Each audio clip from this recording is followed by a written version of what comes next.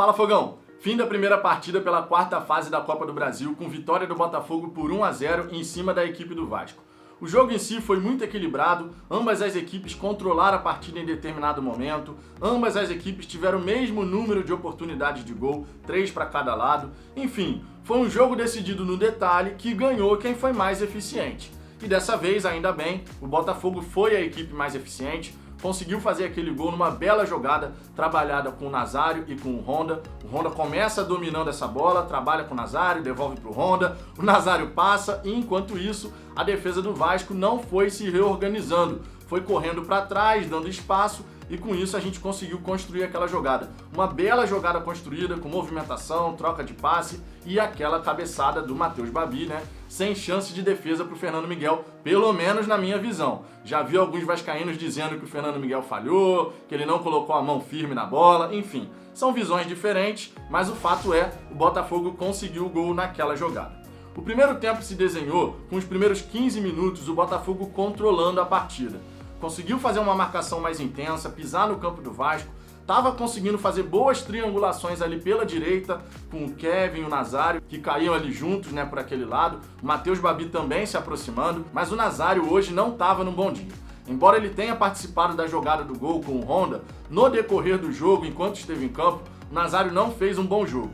Errou várias escolhas de jogada, errou a hora de se movimentar, de tentar a finalização. Não foi realmente aquele Nazário que jogou, por exemplo, diante do Corinthians, que jogou contra o próprio Vasco no Campeonato Brasileiro, contra o Atlético Paranaense também. Foi um Nazário mais abaixo, mas que foi determinante na jogada do gol. Isso aqui, obviamente, tem que ser destacado, mas não apaga que no decorrer dos 90 minutos, pelo menos enquanto esteve em campo, o Nazário não fez um jogo, né, do nível que vinha fazendo. Tudo bem, pode ter a questão do desgaste físico, a gente tem que levar isso em consideração. Em alguns momentos da partida ele sentiu, colocou a mão na coxa e tal. Tomara que não tenha nenhuma lesão, só seja ali um cansaço muscular, mas poderia ter ido melhor em alguns momentos do jogo.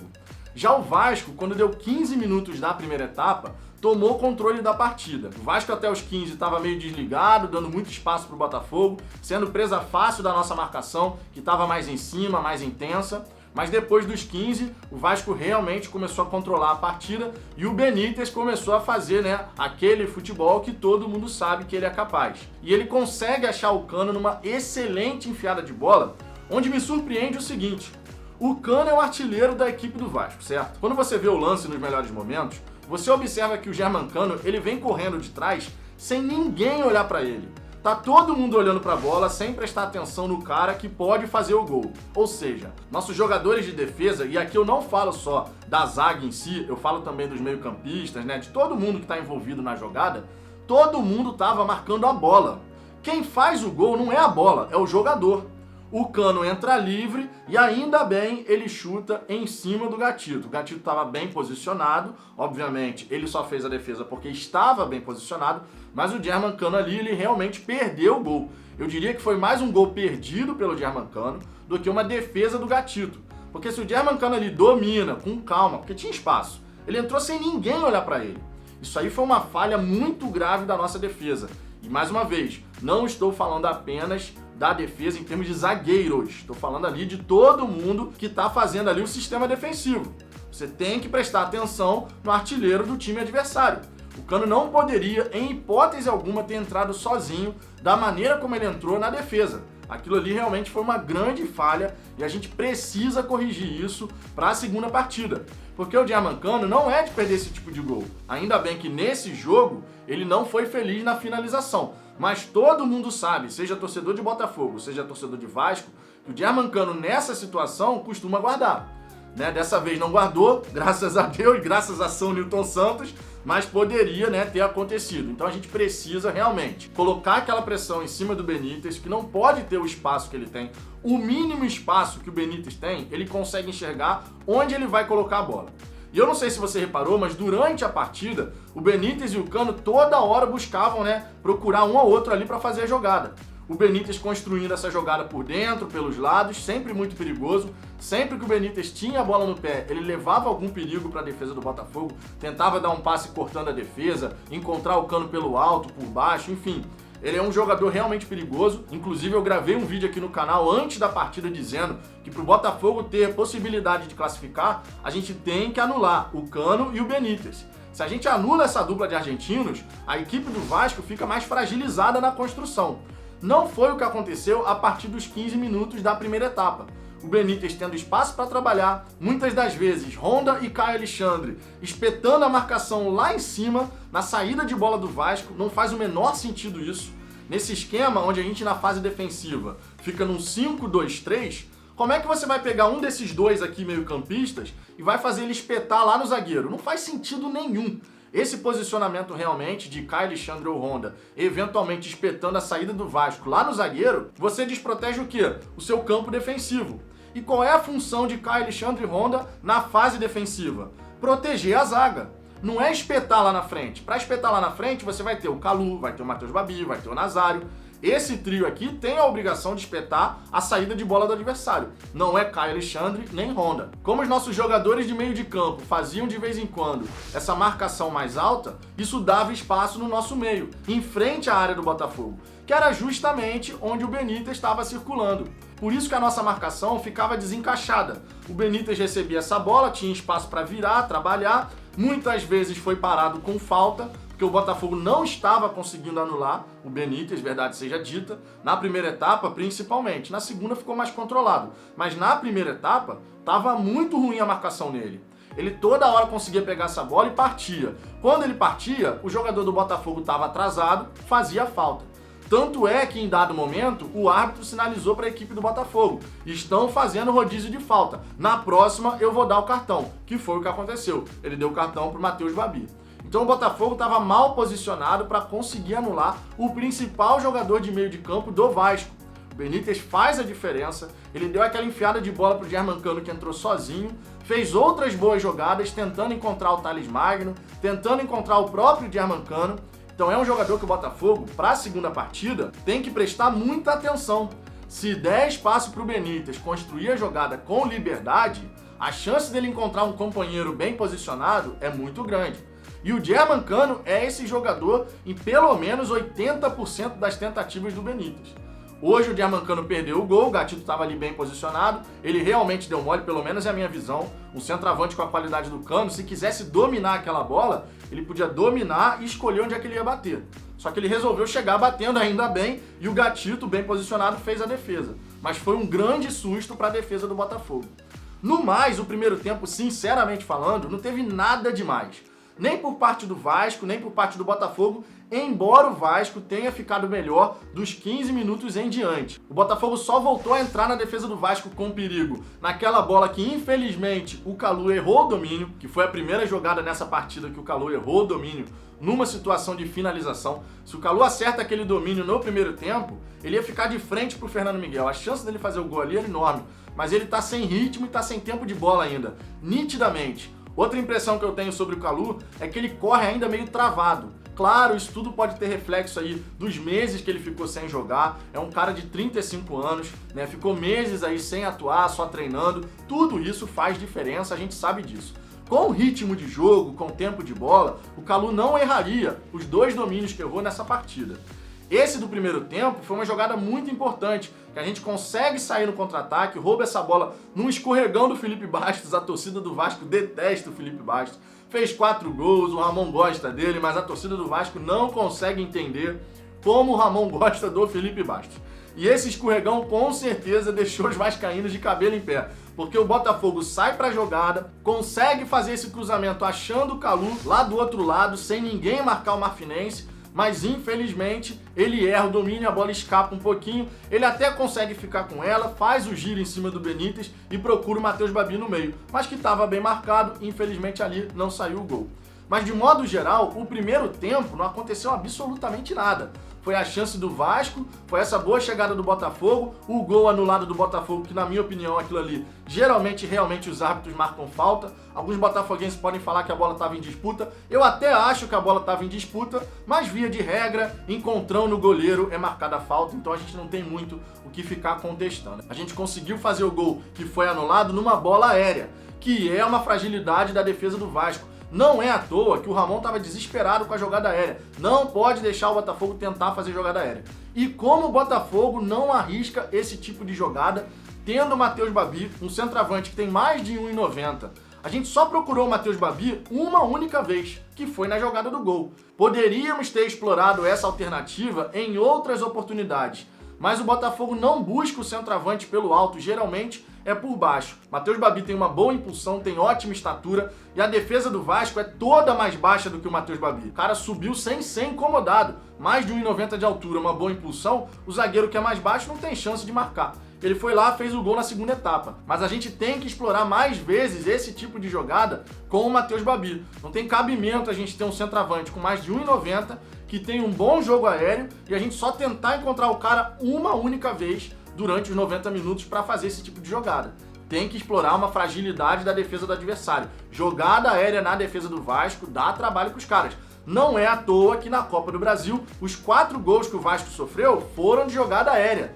É uma fragilidade do adversário. E a gente tem que explorar mais vezes na segunda partida, já pensando na segunda partida. Uma coisa que me chamou muito a atenção na forma como o Botafogo jogou foi a quantidade de vezes que a gente escolheu errado na tomada de decisão final. Quando a gente estava ali próximo da grande área do Vasco e a gente tentava um passe, tentava uma finalização que não era a escolha certa. Ou até escolhia certo, mas executava errado. Em vários momentos a gente teve a oportunidade de fazer um passe que deixaria o companheiro em condições de fazer uma jogada de perigo, seja finalizando, seja continuando a construção da jogada para chegar no gol do Fernando Miguel, mas em diversos momentos a equipe do Botafogo se precipitou, deu o passe que não era para dar, fez a finalização que não era para fazer. Enfim, essa parte da tomada de decisão, a gente sabe que o Botafogo em algumas ocasiões peca bastante. E nesse jogo contra o Vasco, em diversas ocasiões, principalmente com o Bruno Nazário, tá? A gente escolheu errado qual era a jogada que deveria ser feita.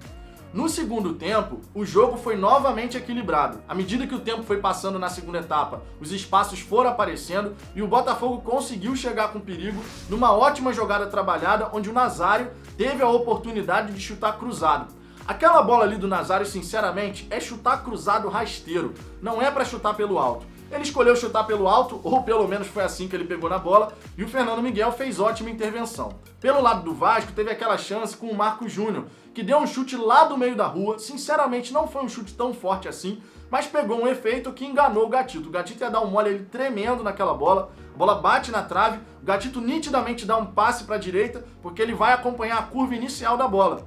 Mas a bola sai para um lado e faz o desvio para o outro. Ainda bem que bateu na trave, mas foi uma grande oportunidade da equipe do Vasco. O jogo na segunda etapa vai se desenrolando, as equipes sinceramente não estavam produzindo absolutamente nada, era um jogo fraco, sem ali grandes emoções, mas ainda bem a gente conseguiu construir aquela jogada do gol. Foi um lançamento que partiu da nossa defesa, encontrou o Honda livre no meio de campo, ele dá o passe para o Nazário, o Marcos Júnior não consegue alcançar, e dali ele vai fazendo a tabela com o Nazário até chegar onde o Nazário cruzou a bola para o meio e o Matheus Babi subiu soberano no meio da zaga, conseguindo fazer aquele cabeceio.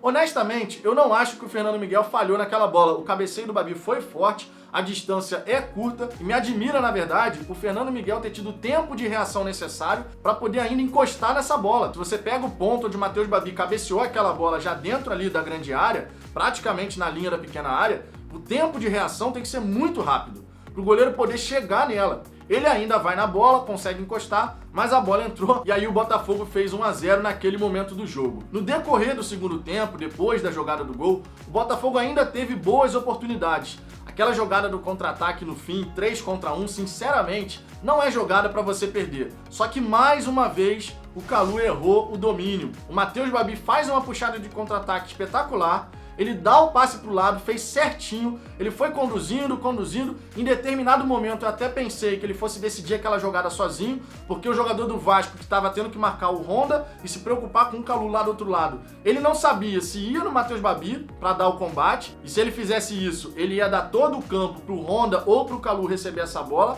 ou se ele ficava ali naquela posição tentando adivinhar o que o Matheus Babi ia fazer.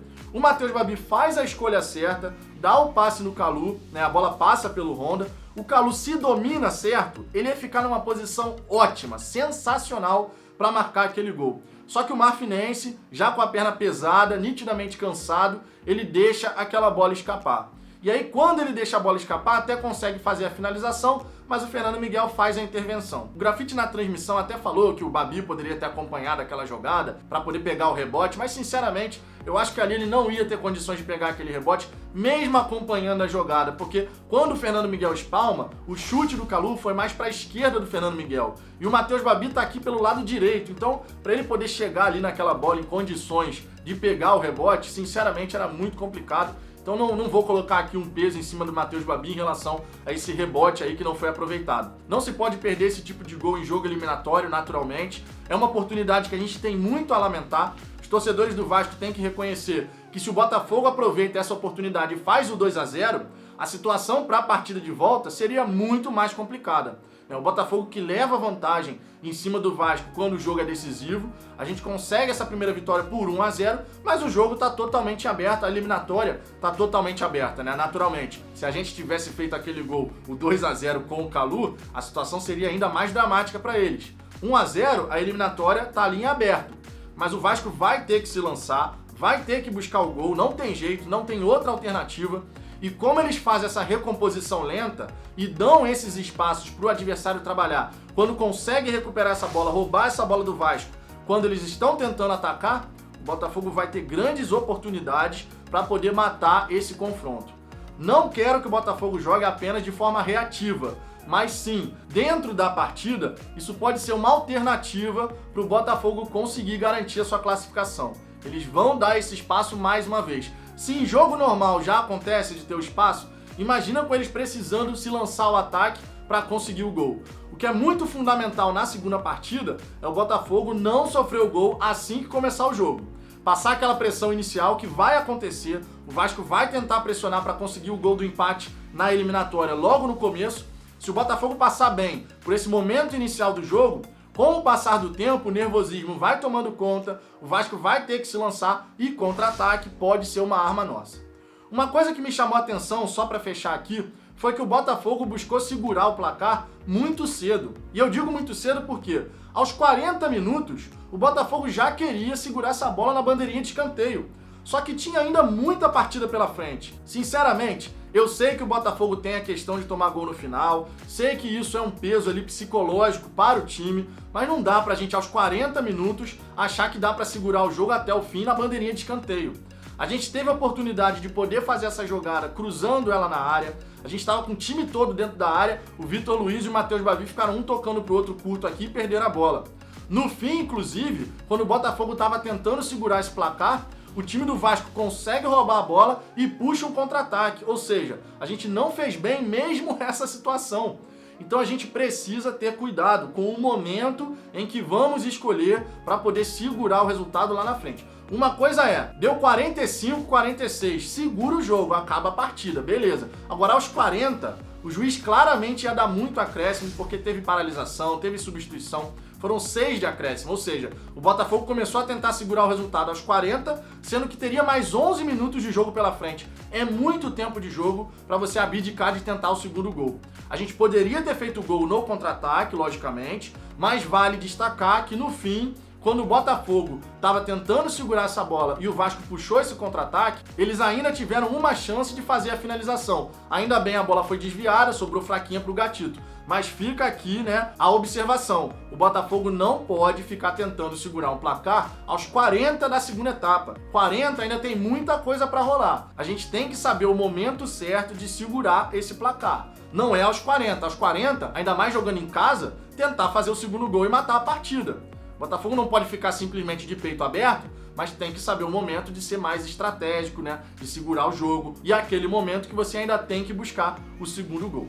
Enfim, vencemos a partida, 1-0, foi uma boa largada aí dentro dessa eliminatória, tem ainda mais 90 minutos, mas nesse momento o Botafogo está numa posição mais favorável. A equipe do Vasco vai ter que buscar esse gol, vai ter que se lançar ao ataque, vai tentar fazer essa pressão logo no começo da segunda partida, e o Botafogo, se souber segurar o ímpeto da equipe vascaína, a gente tem tudo para poder explorar os espaços que naturalmente vão acabar surgindo na defesa deles. O Botafogo, se for bem tático, bem estratégico, tem tudo para garantir essa classificação. Só que, mais uma vez eu falo, tem que saber anular o Cano e o Benítez. Não podemos dar espaço para esses dois jogadores. Eles é que fazem a diferença no time do Vasco. Se tirar o Cano e tirar o Benítez da equação, é um time mega comum, sinceramente falando, e acredito que os vascaínos vão concordar comigo. E você, Fogão, tá feliz pela vitória, mas também fica lamentando os 2 erros de domínio do Kalu na partida? Poderia ser decisivo, né? O Marfinense teria 2 oportunidades de fazer o gol e a gente poderia estar indo para esse segundo jogo com pelo menos 2-0 no placar.